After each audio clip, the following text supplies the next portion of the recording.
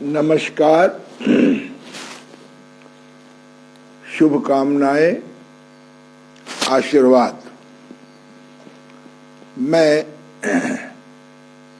प्राकृतिक चिकित्सा प्लस विशेषज्ञ, योग साधक, योग शिक्षक, योग चिकित्सा पर पिछले 50 प्लस यानी 50 वर्ष से ऊपर से अधिक अनुसंधानरत योग ऋषि डॉक्टर ओम प्रकाश आनंद, प्रधान चिकित्सक, देव अंतर्राष्ट्रीय योग प्राकृतिक चिकित्सालय, गीतानगर, कानपुर, प्रधान योग शिक्षक, देव अंतर्राष्ट्रीय योग केंद्र, मोतीझील, कानपुर, प्रेसिडेंट या अध्यक्ष इंटरनेशनल नेचुरोपैथी ऑर्गेनाइजेशन, नई दिल्ली।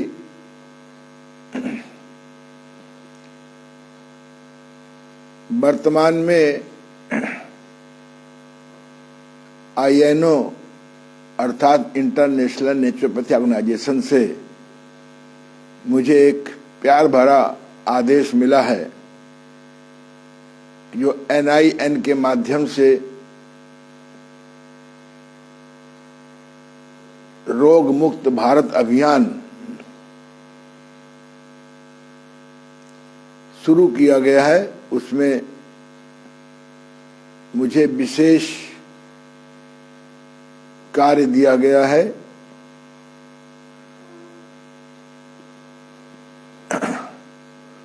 उसी के अंतर्गत मैं आपको अपने अनुभव, शास्त्रों की बातें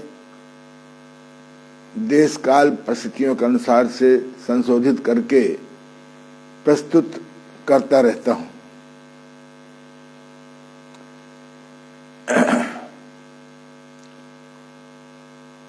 आजकल लोगों ने महसूस किया है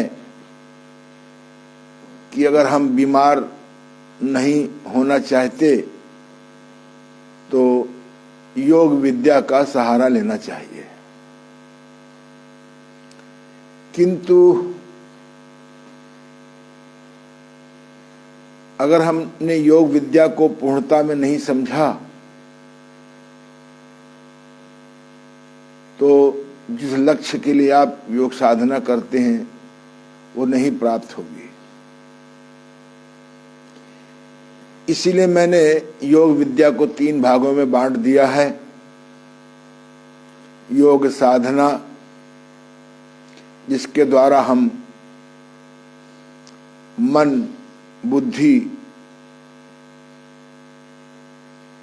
को पवित्र करते हैं, शक्तिशाली बनाते हैं, उनका भ्रम मिटाते हैं। क्योंकि अगर आपका भ्रम नहीं मिटा तो दुख मिटने वाला नहीं है। फिर समाधि के द्वारा आत्मा को परमात्मा से कैसे जब चाहे कनेक्ट कर लें, क्योंकि बिना समाधि के आपका अज्ञान नहीं मिटेगा, अंधेरा नहीं मिटेगा, विवेक नहीं जागेगा।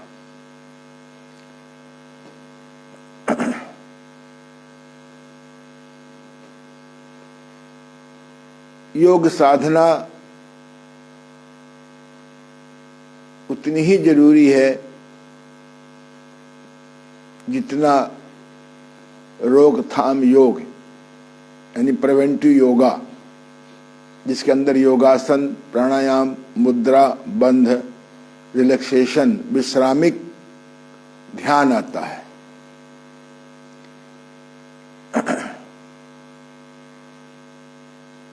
योग चिकित्सा बड़ा व्यापक शब्द है।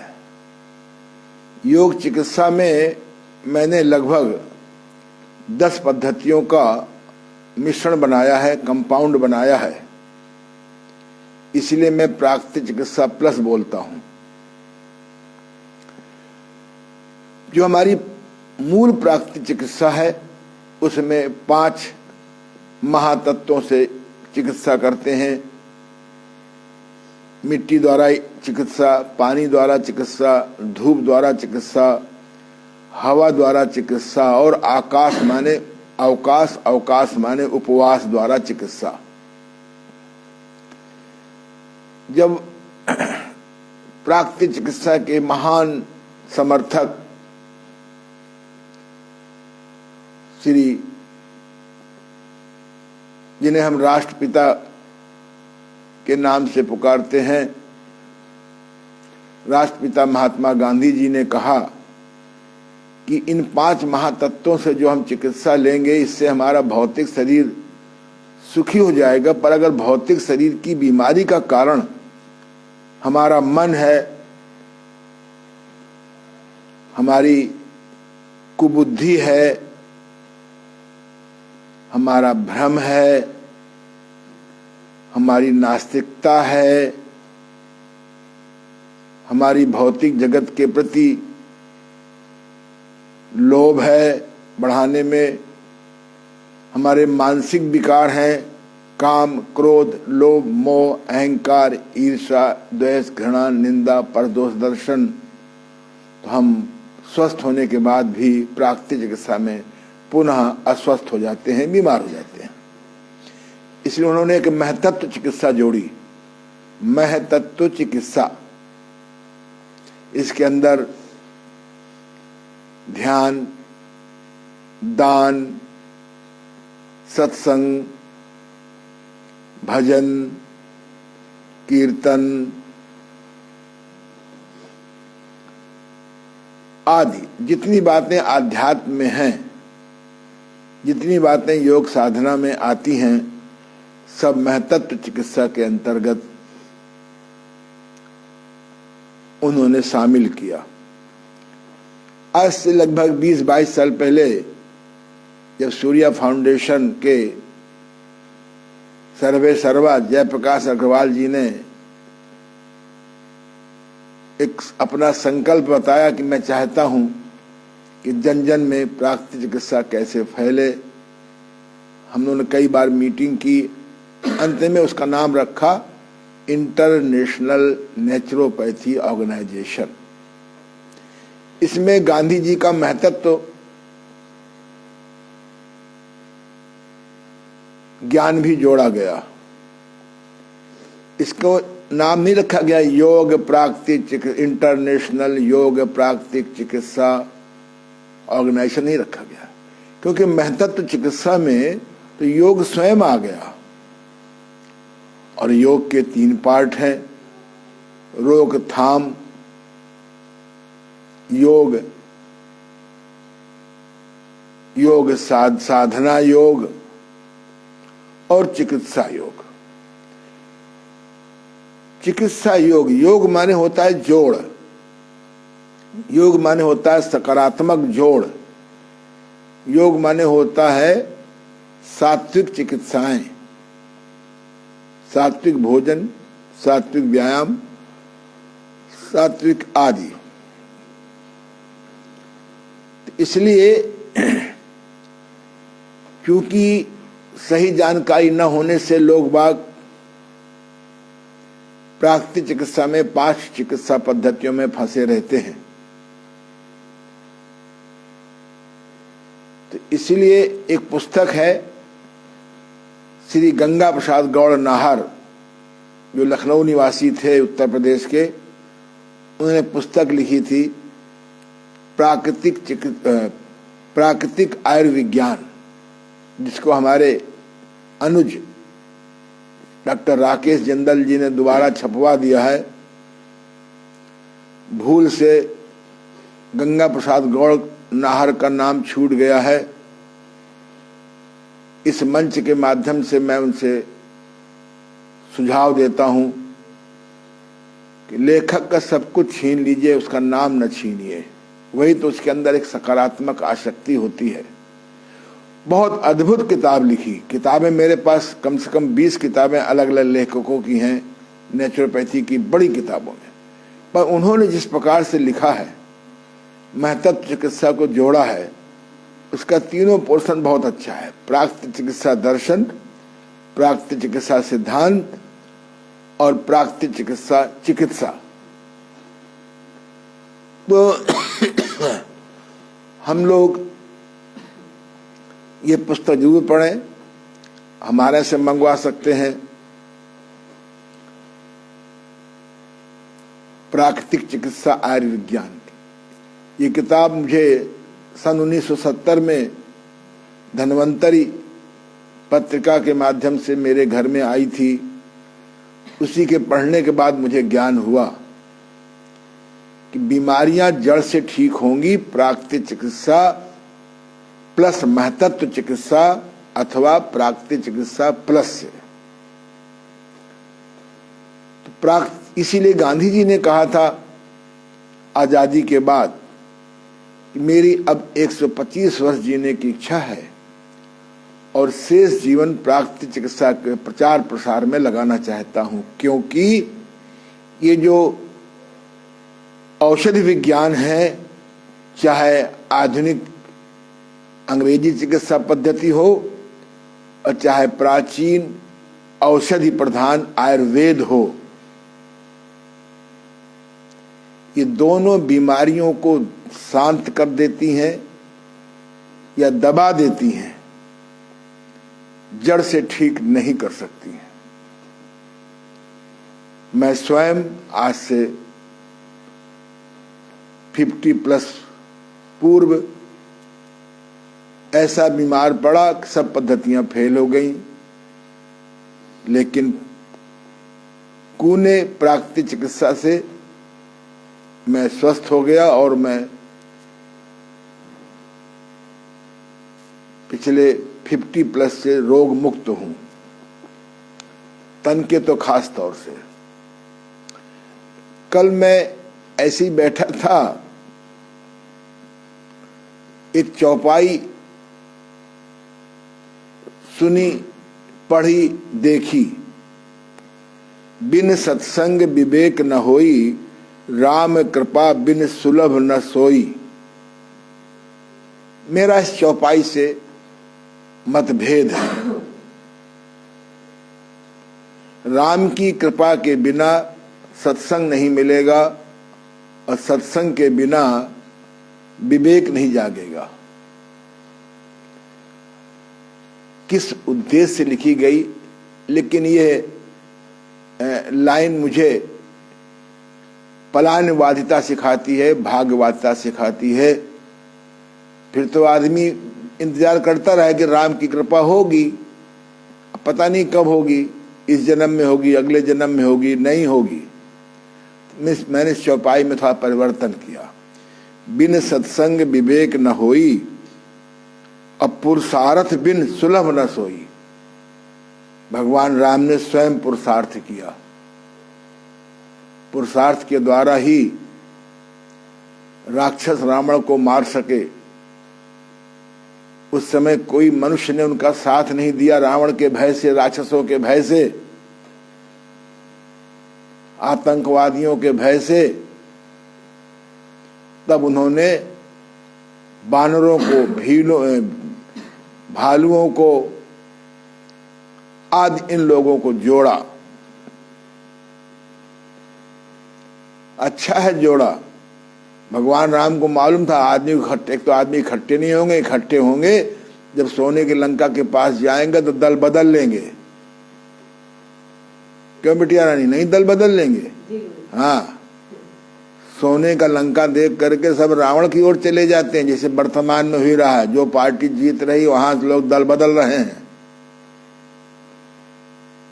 तो इसलिए बिना सत्संग के विवेक नहीं होगा, और बिना विवेक के दुख मिटेगा नहीं,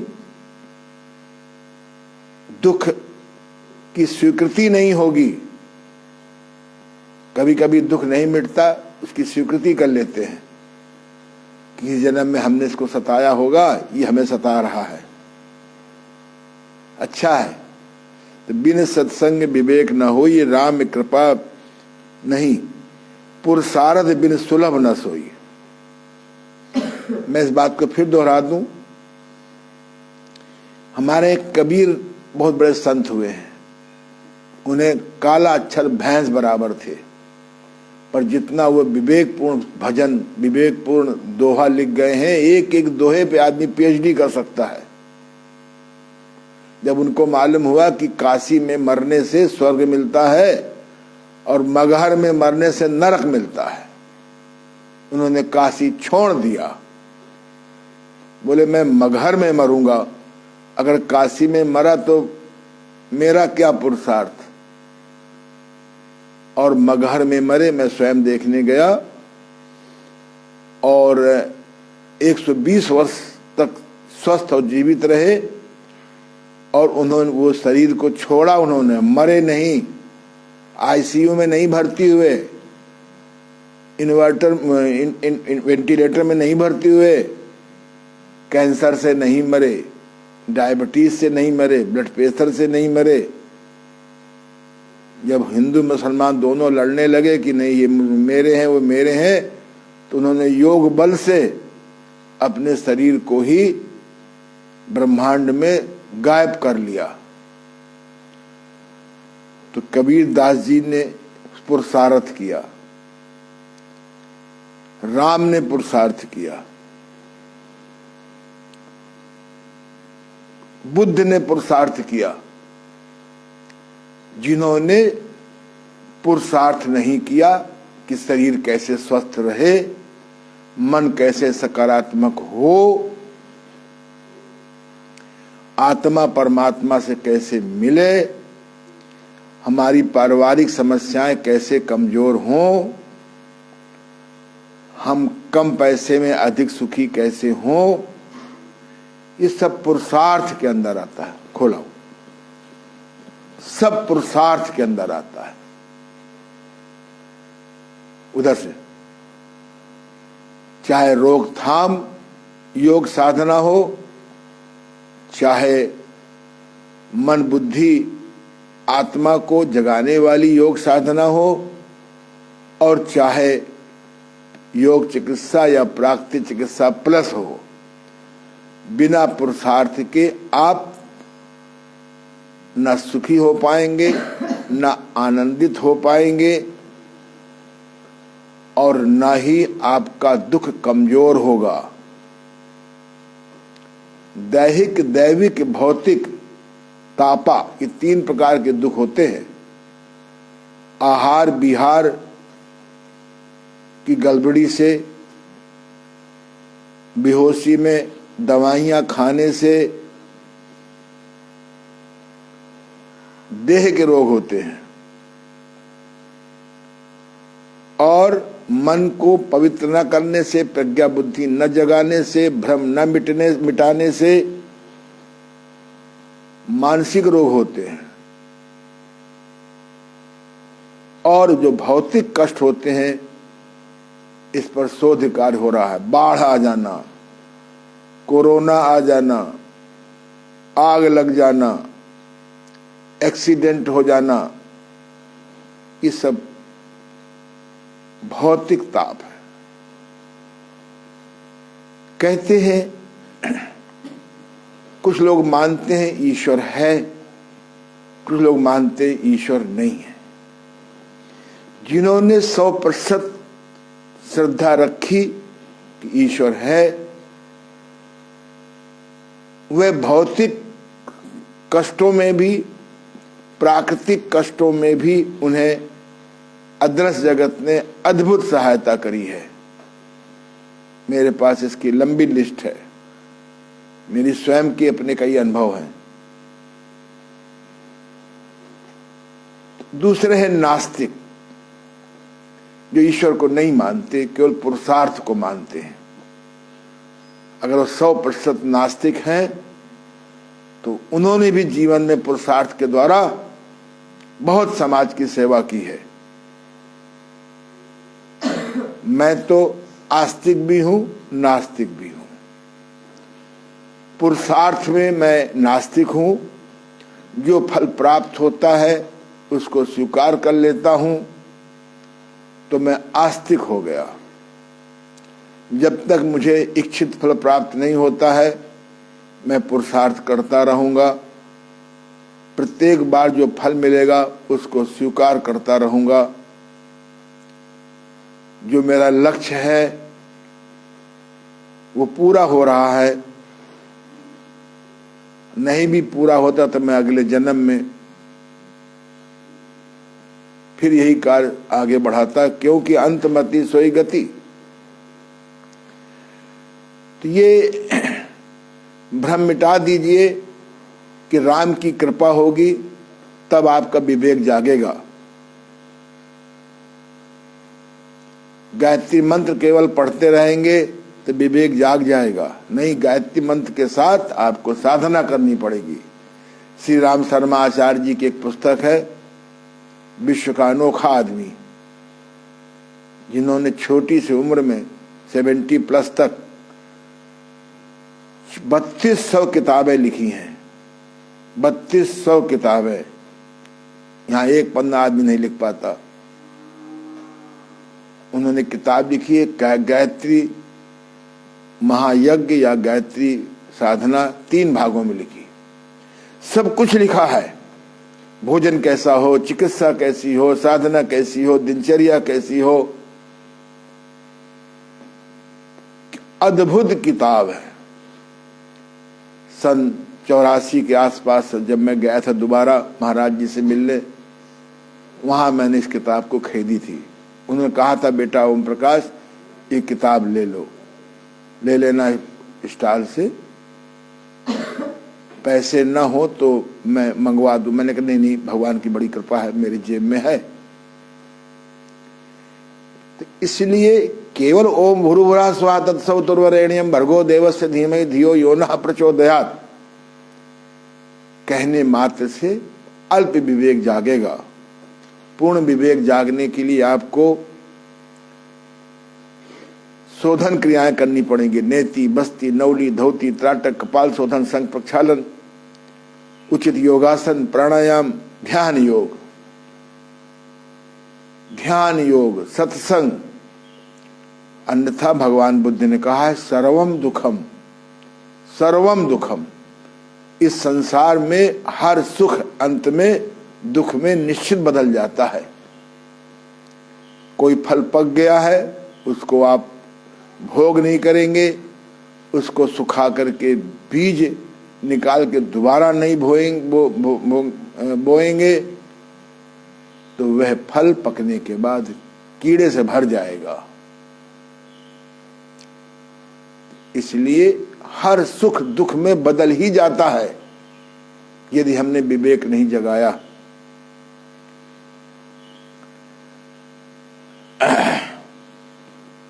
चाहे भगवान बुद्ध हो, चाहे भगवान महावीर हो, चाहे कोई अन्य हो, सर्वांग में साधना करनी पड़ेगी। रोकथाम योग, इसको मैं घारोरो योग बोलता हूं। आमाशा आध्यात्मिक मानसिक साधना एवं घारोची तीरोची तीव्र रोगों की चिकित्सा सीखनी पड़ेगी, घातक रोगों की चिकित्सा सीखनी पड़ेगी, या जाके 10 दिन कायाकल्प कराइए। कायाकल्प की विद्या सीख लेंगे तो दवाइयों का प्रयोग बहुत कम होगा या नहीं होगा। अन्यथा ऐसी मार्केटिंग हो गई है दवाई बेचने वालों से कि कैंसर से नीचे अब कोई मरने वाला नहीं है, गुर्दा खराब होने से कम भयंकर कोई मरने वाला नहीं है, डायबिटीज बिना हुए कोई मरने वाला नहीं है, लीवर खराब हुए बिना कोई मरने वाला नहीं है, गठिया हुए बिना कोई मरने वाला नहीं है। ऐसी अनजाने या जाने मुझे नहीं पता, ऐसी दवाइयों की मार्केटिंग हो गई है, की गई कि नहीं की गई मुझे नहीं मालूम। आज आदमी दवाइयों का बंडल बन गया है। अब बिना विवेक जागे जड़ा है, कौन आसन करे, कौन प्राणायाम करे, पड़े हैं रजाई के अंदर, इंतजार कर रहे हैं। विवेक जागेगा तभी आप आलस्य पर, प्रमाद पर, दीर्घ सूत्रता पर, प्रज्ञा अपराध पर विजय प्राप्त कर सकते हैं। ये जो मैंने पुस्तक लिखी है, ये मंगाइए, पढ़िए। इसमें कुछ माँ सरस्वती ने ऐसा लिखवा दिया है। कल मेरे एक शिष्य आए थे, इस किताब के पढ़ने के धन्यवाद देने आए थे कि ये किताब तो बार बार पढ़ने का मन करता है। हर पक्ष को मैंने टच किया है, मॉडिफिकेशन से किया है। ऑनलाइन खोल लीजिए, anandyoga.com में जाइए, अवर बुक्स में जाइए, खोल लीजिए, डाउनलोड कर लीजिए, करिए, कुछ करिए। शेर को भी जब भयंकर भूख लगती है, बर्दाश्त नहीं होती, उसको भी मांद से बाहर निकलना पड़ता है, चिघाड़ता है जोर से। डरपोक जानवर बाहर भागते हैं, किसी प्रकार से उनको पकड़ करके खाता है। जंगल के राजा शेर को भी पुरुषार्थ करना पड़ता है। आपको भी शरीर लेवल पे, इंद्रियों के लेवल पर, मन के लेवल पर, बुद्धि के लेवल पर, आत्मा के लेवल पर धन हेतु विवेकपूर्ण पुरुषार्थ करना होगा। ध्यान योग की साधना इसमें बहुत सहायक है। ध्यान योग में सामान्यतः हम ध्यान योग को ध्यान शब्द से प्रयोग करते हैं। ध्यान कर रहे हैं, ध्यान में बैठे हैं, ध्यान सीख रहे हैं, ध्यान से बहुत लाभ है। यद्यपि ध्यान की अंग्रेजी होती है कंसंट्रेशन और ध्यान योग की होती है अंग्रेजी मेडिटेशन। फिर भी कभी कभी शब्दों का गलत प्रचार हो जाता है। जैसे धर्म, देश धर्म निरपेक्ष होना चाहिए। अरे होना चाहिए संप्रदाय निरपेक्ष, धर्म सबका कॉमन है। इस समय मेरी बात को ध्यान से सुनना, एकाग्रता से सुनना आपका धर्म है। ध्यान की साधना में सीधे बैठने के अभ्यास करना ये धर्म है। धर्म के 3 अर्थ होते हैं। धर्म माने उपासना पद्धति, धर्म माने स्वभाव, धर्म माने कर्तव्य। हमारा क्या कर्तव्य है, कहते हैं लोग, हमारा क्या धर्म है, हमारा क्या स्वभाव है। हम सात्विक स्वभाव के हैं तो सात्विक भोजन पसंद है, तामसी स्वभाव है तो तामसी भोजन पसंद है। तंबाकू, बीड़ी, सिगरेट, तला हुआ भोजन, सड़ा हुआ भोजन। राजसी स्वभाव है तो मसालेदार भोजन, स्वादिष्ट भोजन। हमें इस पर चिंतन करना होगा। तो ध्यान योग की साधना पर मैंने बहुत अध्ययन किया। मेरे पास कम से कम 100-150 किताबें होंगी केवल ध्यान योग पर। उन सब पढ़ने के बाद मैंने ध्यान को 5 भागों में बांट दिया। पहला है पादस्थ ध्यान। पादस्थ ध्यान के अंदर हनुमान चालीसा, शिव चालीसा, दुर्गा चालीसा आदि आता है। छोटे में मेरी माता जी ने कहा, हनुमान चालीसा ला के दिया, बोले इसको मुझे सुनाओ। मुझे माता जी को डेली हनुमान चालीसा सुनाना पड़ता था, तब मुझे जलपान या ब्रेकफास्ट या नाश्ता मिलता था। उस चक्कर में हनुमान जी से श्रद्धा हो गई, हनुमान चालीसा रट गया। मेरी बहनों को उन्होंने शिव चालीसा दिया, दुर्गा चालीसा दिया, जिसमें हमारे इष्ट के 40 लाइनों के माध्यम से हम गीत गाते हैं। सरस्वती चालीसा में सरस्वती माँ जगती हैं, दुर्गा चालीसा में दुर्गा माँ जागती हैं, हनुमान चालीसा में हनुमान जी जागते हैं। हमें अपने बच्चों को कोई न कोई इष्ट जगाने का प्रयास करना चाहिए। बच्चे हमारे भटक चुके हैं, उनके हाथ में ये आपने कल की अवतार दे दिया है। इस मैंने स्मार्टफोन का नाम रखा है कल की अवतार। लिखा है कल की का अवतार होगा तो घोड़े के रूप में आएंगे और अपने ज्ञान से लोगों को मारेंगे। तो मुझे लगता है कि इसमें तीनों चीजें हैं। सात्विक चीजें भी हैं, राजसी चीजें भी हैं, तामसी चीजें। जिनको बर्बाद होना हो ये मोबाइल पर्याप्त है, और जिनको जागना हो ये मोबाइल पर्याप्त है। जिनको अर्थ उपार्जन का ध्यान देना हो तो ये मोबाइल पर्याप्त है। तो मैंने इसका नाम रखा, घोड़े के रूप में घूम रहा है, हर एक के हाथ में पहुंच गया है। मैंने इसी का नाम रखा है कल की अवतार। ज्ञानियों को ज्ञान से दुख मिटाएंगे, अज्ञानियों को अज्ञान अश्लीलता से नष्ट करेंगे। तो ये स्मार्टफोन खराब नहीं है, आपकी चित्त की अवस्था खराब है। तो अपने बच्चों को हनुमान चालीसा या दुर्गा चालीसा या शिव चालीसा, छोटे में बच्चे बात मानते हैं, बड़े में तो आपको मानना पड़ेगा। ये संस्कारी, वर्तमान संस्कारी बच्चे हैं, ये आपका सोना जीना खाना पीना सब छीन लेंगे अगर आपने बच्चों को चालीसा ज्ञान नहीं दिया। उन बच्चों को जब भी ध्यान यान मत सिखाइए, उन बच्चों को चालीसा, जिसे कहते हैं पादस्थ ध्यान, दूसरा है रूपस्थ ध्यान। इष्ट को सामने रख करके उसके ध्यान की प्रक्रिया होती है, मैं सिखाऊंगा। तीसरा है आपका रूपातीत ध्यान। इसमें प्रकाश का ध्यान किया जाता है, अंदर आत्मा के प्रकाश को जगाया जाता है। चौथा है पिंडस्थ ध्यान। मन के में 7 चक्र होते हैं, मूलाधार चक्र, स्वाधिष्ठान चक्र, मणिपूरक चक्र, अनाहत चक्र, विशुद्ध चक्र और सहस्त्र चक्र। ये 7 चक्र होते हैं। इनके अपने रंग होते हैं, इनके अपने मंत्र होते हैं जगाने वाले, इनके अपने गुण होते हैं, इनके अपने दल होते हैं, कमल के समान। बहुत अच्छी रेकी विद्या में बहुत अच्छा ये ज्ञान दिया जाता है। महिलाओं को जरूर रेकी विद्या सीखना चाहिए, क्योंकि शादी के पहले खूब घूमती हैं स्कूलों में, कॉलेजों में, बाहर, और शादी ऐसी घर में हो गई लंका में जहाँ सोने की दीवारें हैं, तो उनको घुट घुट कर जीना पड़ता है और डिप्रेशन में जा रही हैं। तो पिंडस्थ ध्यान। और एक अंत में है आपका विचार ध्यान, जिसका मैंने साक्षी ध्यान नाम रखा है। इस पर चर्चा करेंगे। इसके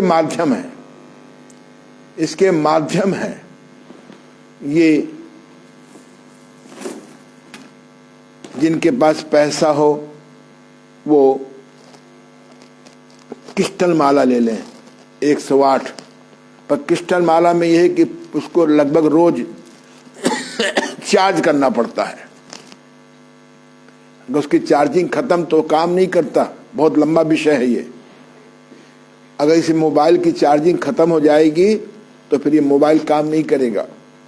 क्रिस्टल माला को लोग खरीद तो लेते हैं पैसे के बल से, पर चार्जिंग नहीं जानते। इसको डेली चार्ज करना पड़ता है तब ये काम करता है। बहुत ऊंचा विज्ञान है। सारा इंटरनेट, सारी व्यवस्थाएं इसी पे अब आजकल निर्भर है।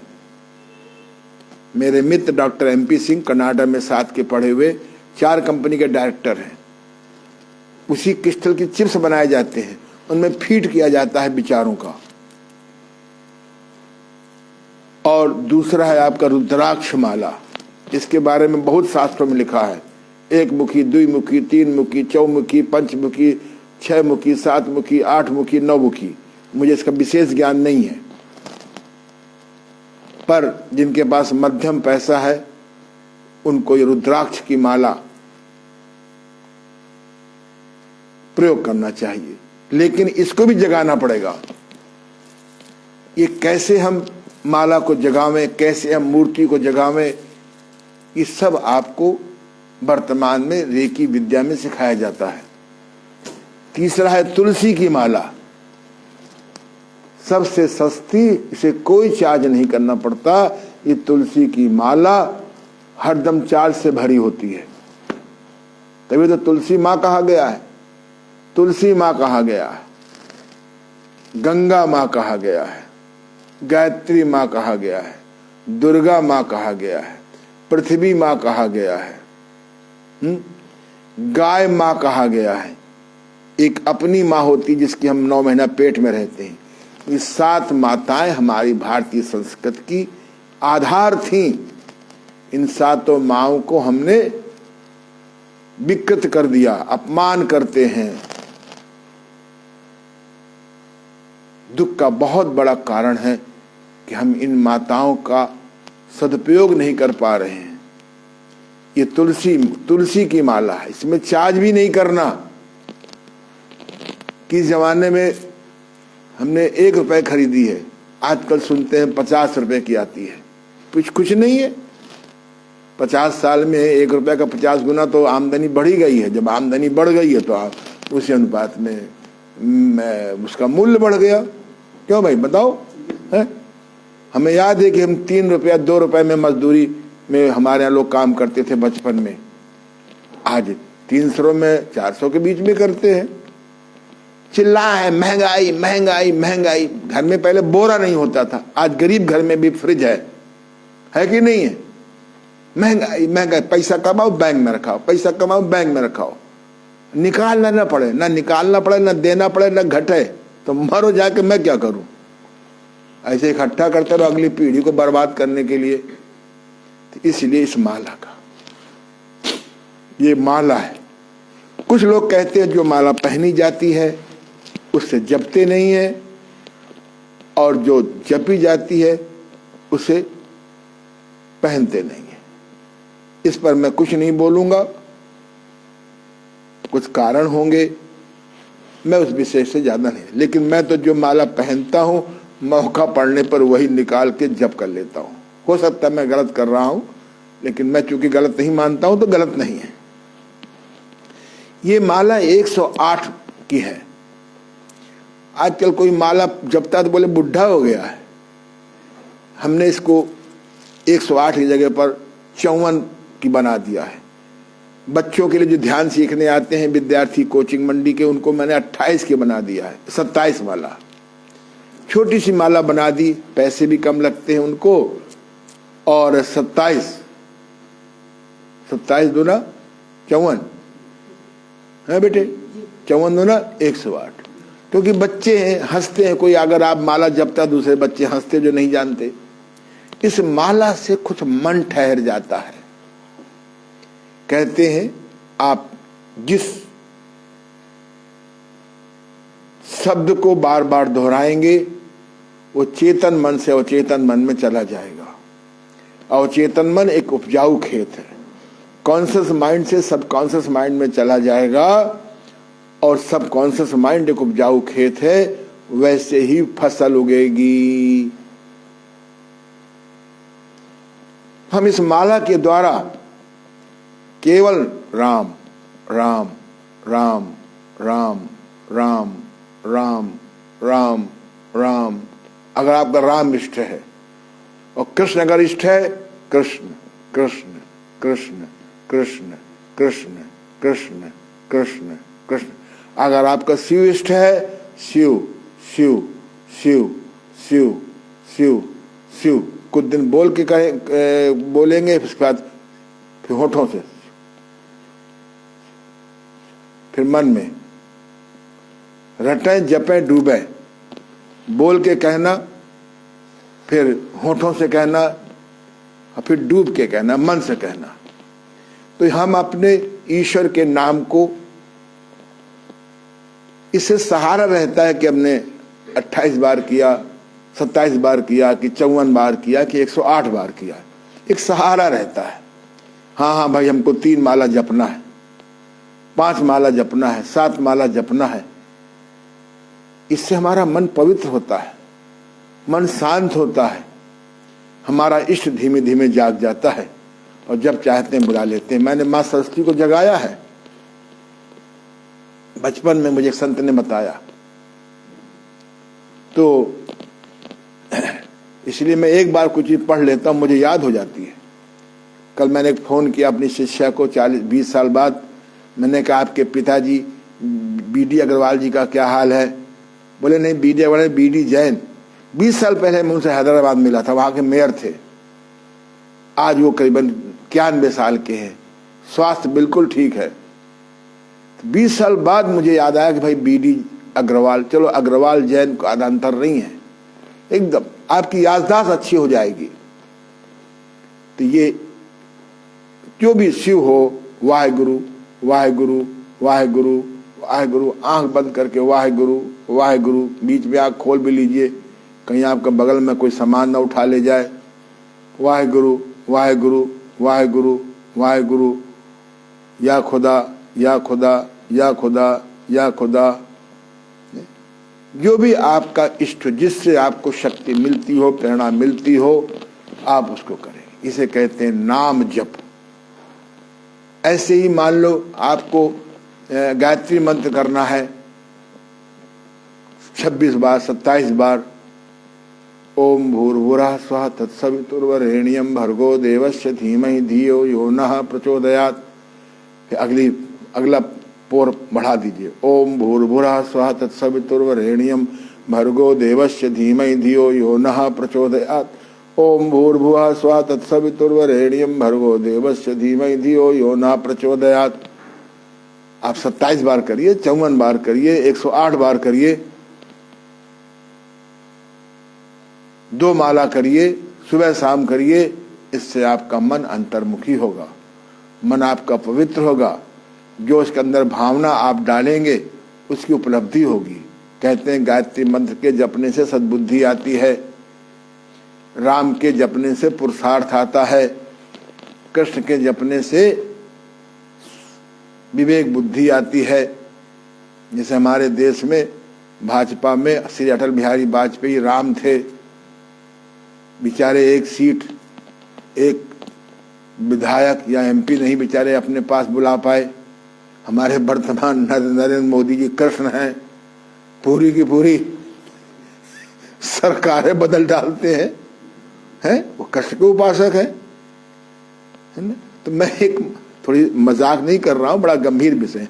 हनुमान जी को जपेंगे तो हनुमान जी सिद्ध होंगे, माँ सरस्वती को जपेंगे तो माँ सरस्वती सिद्ध होंगे, और माँ लक्ष्मी को जपेंगे तो माँ लक्ष्मी सिद्ध होंगी। लेकिन अगर माँ लक्ष्मी को केवल जपा तो जितना दुख पैसे में है उतना फिर गरीबी है। मैं आपको बताऊंगा कौन सा मंत्र जपें जिससे सद्बुद्धि भी आवे, आवश्यक धन भी आवे और साथ में बर्बाद ना हो।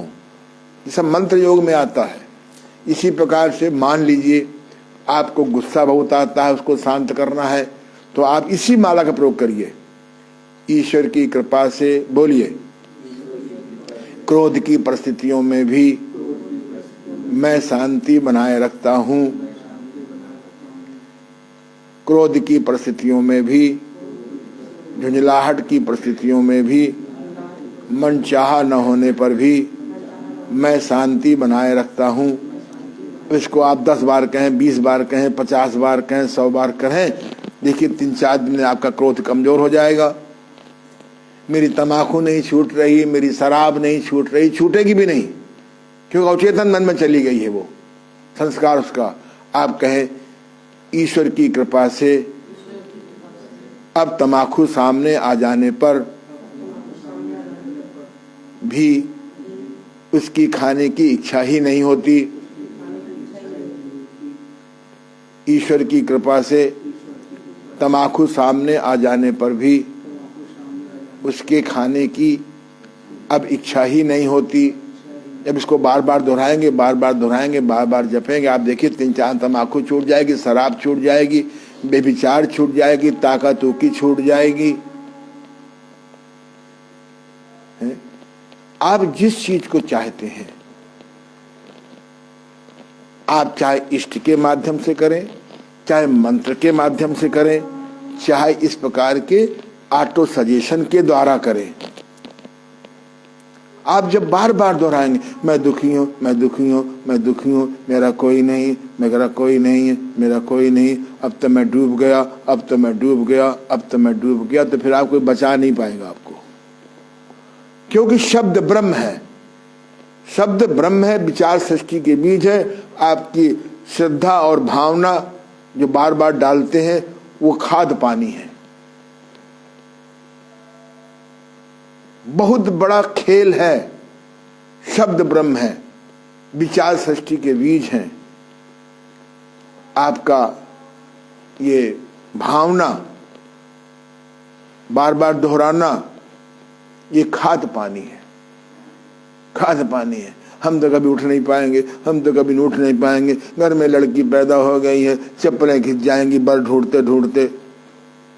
हमें ज्ञान था, हमारे घर में हमने भगवान से कहा भाई पहले लड़की पैदा हो, क्योंकि हमारे यहाँ परंपरा है कि जब तक लड़की की शादी न हो, बेचारा लड़का चाहे 30 साल का हो जाए, उसकी शादी कैसे करें, पहले लड़की को भगावें तब तो भौजी घुस है। इस चक्कर में लड़के बेचारे बैठे हैं 30 साल के, 35 साल के, 40 साल के, जहाँ बिटियावा तय करती है वहां तुम जात के चक्कर पड़ जाते हो, है? उसको ढूंढते हो कि पैसे वाला हो, पैसे वाला हो, चाहे भले शराबी कवाबी रात के भगौल स्कीम में हो।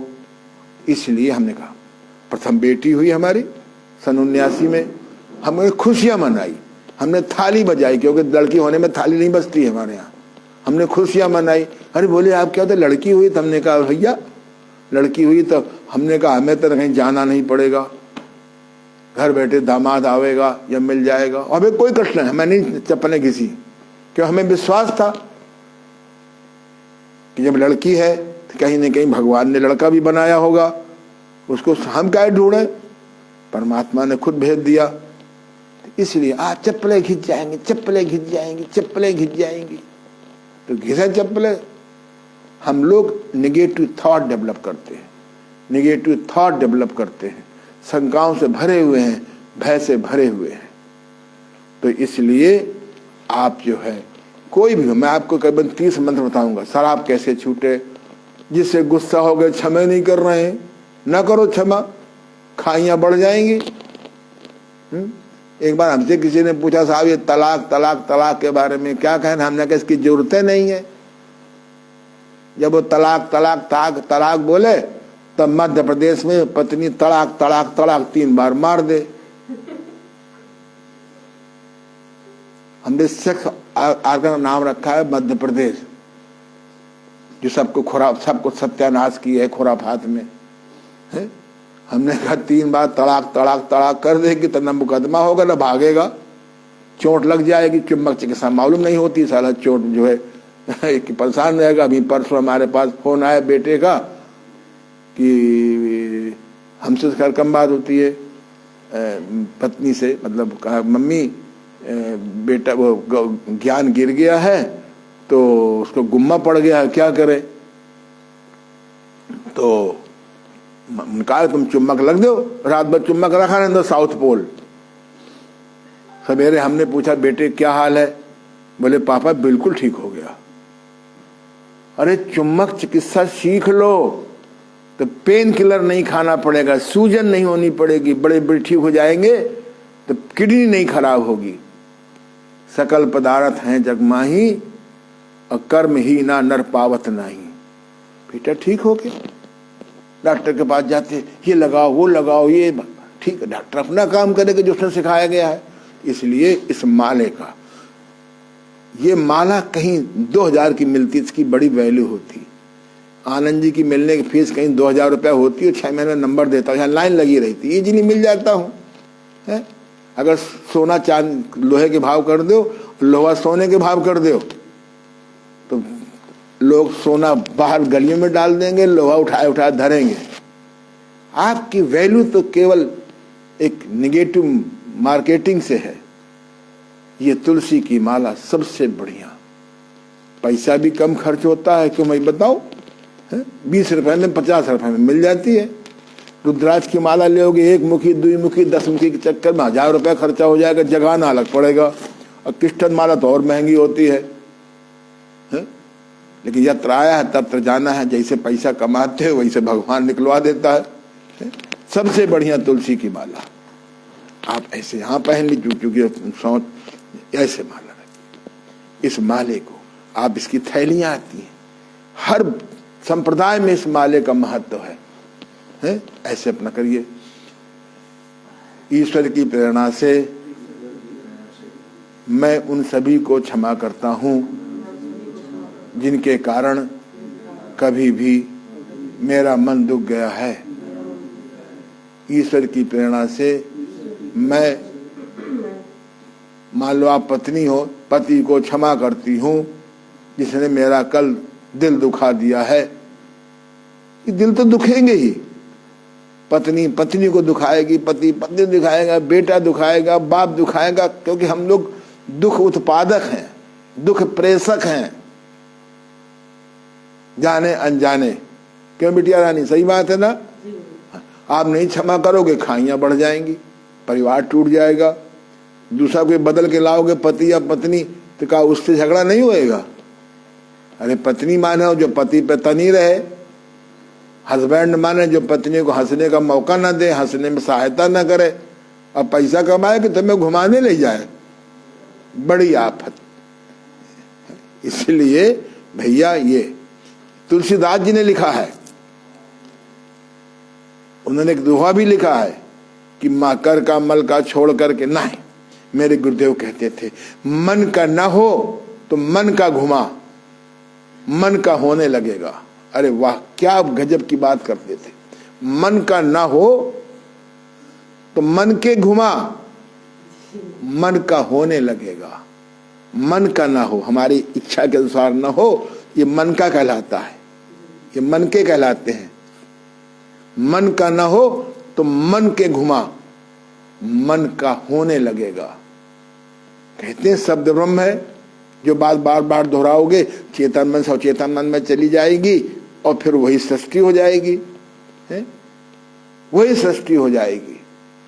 ये सिद्धांत प्रचारित होना चाहिए। किताब आती है the miracle of subconscious mind, और चेतन मन की शक्ति, चमत्कार, डॉक्टर मार्फी की पढ़ने लायक किताब है। The power of positive thinking, सकारात्मक सोच की शक्ति, चमत्कार, नॉर्मल विल्सन पिले की पढ़ने लायक किताब है। एक किताब है सीक्रेट, हिंदी में रहस्य, रॉन्डा बॉर्न की किताब पढ़ने लायक है। Think and grow rich with piece, किताब नेपोलियन हिल की है। ये सब भारतीय ऋषि मुनि थे। जब आपने इनकी नहीं सुनी तो उन्होंने संकल्प किया अगले जन्म में विदेश चले गए, वहां जरा और ढंग का कल्चर है। किताबें सब यही हैं, इनको उन्होंने व्यापक कर दिया। आपने अपने गायत्री मंत्र को छोड़ दिया। नासा वालों ने खोज किया और कहा कि गायत्री मंत्र के जप करने से सद्बुद्धि की तरंगें बढ़ने लगती हैं। उन्होंने खोज किया कि महामृत्युंजय के जप मंत्र का जप करने से अकाल मृत्यु पर विजय प्राप्त होती है।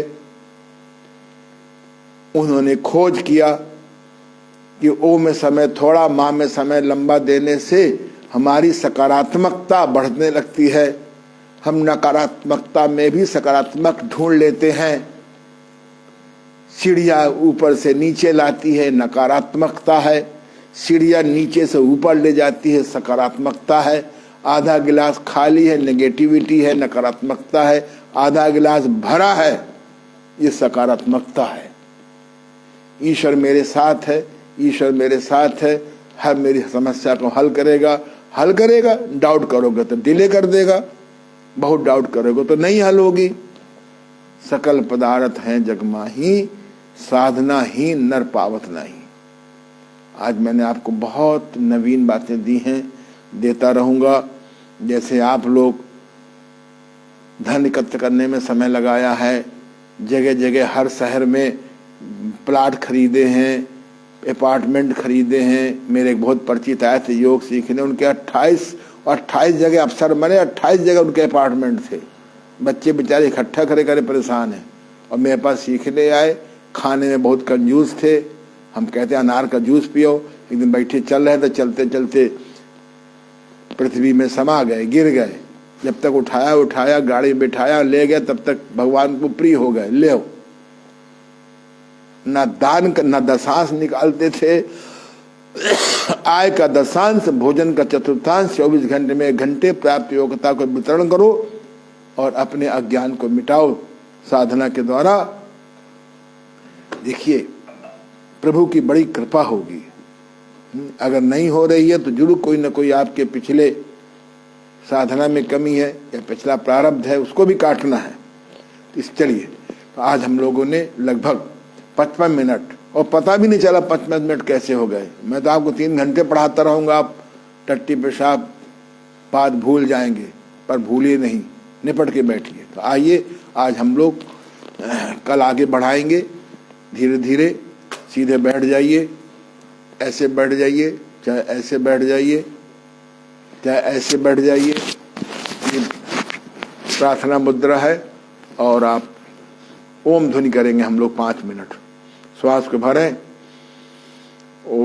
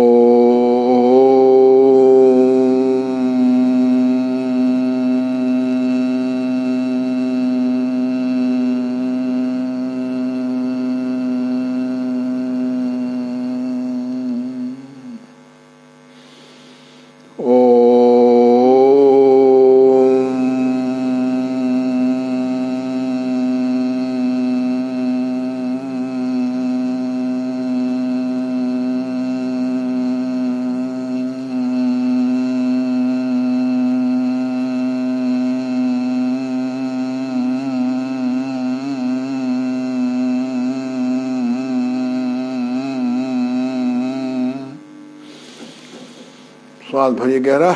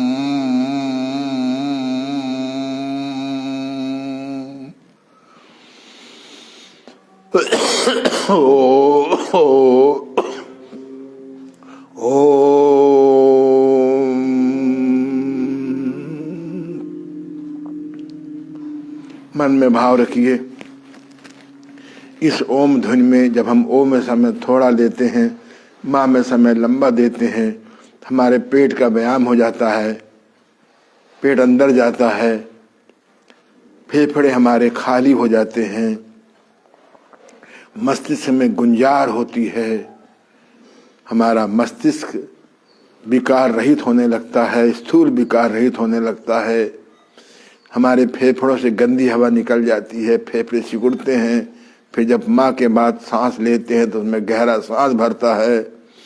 जब श्वास जब पेट फेफड़ों में श्वास जाता है तो पेट बाहर होता है। श्वास जाने पे पेट बाहर होना चाहिए, हमने बहुत स्पष्ट रूप से समझा दिया है। जब इसका हम 5 मिनट 10 मिनट 15 मिनट ओम साधना करते हैं, ये ईश्वर का आदि नाम है। योग में ईश्वर को प्रणव मंत्र कहते हैं, प्रणव नाम दिया। प्रणव माने ओम ध्वनि। ओम ध्वनि बहुत अच्छी चीज है। हमारे यहाँ बहुत साधनाएं दी हुई हैं, साधनाओं का मॉल हमारे यहाँ है। जैसे आप मॉल में जाइए, सर्फ के डिपार्टमेंट में जाए तो तमाम 100 तरह का सर्फ मिल जाएंगे। यहाँ तो अभी छोटे छोटे मॉल हैं। जब मुझे दुबई में जाने का अवसर मिला, मॉरिशस में जाने का अवसर मिला, वहाँ बड़े बड़े मीलों मॉरिशस मॉल होते हैं। आप चले जाओ आम के डिपार्टमेंट, तो आपको 100 तरह के आम मिल जाएंगे। ऐसे हमारे यहाँ पादस्थ ध्यान, पिंडस्थ ध्यान, रूपस्थ ध्यान, रूपातीत ध्यान, पॉजिटिव ऑटो सजेशन ध्यान, तमाम प्रकार के ध्यान हैं। आपको जो अच्छा लगे करिए, पर करिए बिन पुरुषार्थ। आपको बिन सत्संग विवेक न होई, और पुरुषार्थ बिना इसे कोई प्राप्त नहीं कर सकता। पुरुषार्थ करना पड़ेगा। अगर बिना पुरुषार्थ के आपको मिल गया है तो पिछले जन्म का पुरुषार्थ होगा। हम लोग कल आगे बढ़ेंगे। आज बहुत अच्छी बातें हमने सुनी। करना पड़ेगा, करना पड़ेगा, करना पड़ेगा। इसीलिए मैं सवेरे प्रातः 2 बजे उठता हूँ। अगर योगी बनना है तो 2 बजे उठिए। अभी मैं योगी बन नहीं पाया, गृहस्थ में हूँ, तमाम समस्याओं से ग्रस्त रहता हूँ, संस्था चलाता हूँ।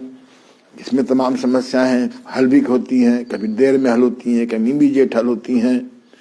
पिछले 2 साल से कोरोना के चक्कर में जबरदस्त आर्थिक कठिनाइयां आ गई हैं, तो उसका भी मुकाबला कर रहे हैं। तो सब दूर होगा, तब कोई ना कोई रास्ता भगवान निकालेगा। तो इसलिए इस प्रकार का ध्यान योग बहुत जरूरी है। देह के रोग ठीक करने के लिए आहार विहार ठीक करो, बस्ती करो, नेति करो, नौली करो, धोती करो, त्राटक करो, कपाल शोधन करो, संप्रचालन करो, प्राकृतिक सीखो। 1 तारीख से जड़ी बूटी का ज्ञान देंगे, जड़ी बूटी का ज्ञान सीखो। इन 3-4 दिनों में ध्यान की तमाम पद्धतियां बता देंगे। करो, कुछ करना पड़ेगा, कुछ करना पड़ेगा। बिना करे शेर को भी भोजन नहीं मिलता। शेर की हिम्मत नहीं कि अपनी पत्नी शेरनी से कह दे कि मुझे चाय गरम कर दो। नेचर में कोई किसी से नहीं कहता। नया जमाना आ गया है, सबको करना पड़ेगा। आपको करना पड़ेगा। कबीर को भी करनी पड़ी है साधना, बुद्ध को भी साधना करनी पड़ी है, महावीर जी को साधना करनी पड़ी है। जिन्होंने भी कुछ मन पर विजय प्राप्त की है, मन को सात्विक किया है, दुख को कमजोर किया है, वैचारिक चिंतन से दुख मिटाया है, उन्होंने साधना की है। इसलिए मेरे गुरुदेव कहते थे 1 घंटे तन को दो, 1 घंटे मन को दो, 1 घंटे टट्टी पेशाब कुल्ला दातुन स्नान आदि को दो। 3 घंटा तो समय देना पड़ेगा। बहुत बहुत आपको मेरा आशीर्वाद है कि आप लोग आहार विहार से तन के रोग ठीक करिए, और ये आपके विचारों से ध्यान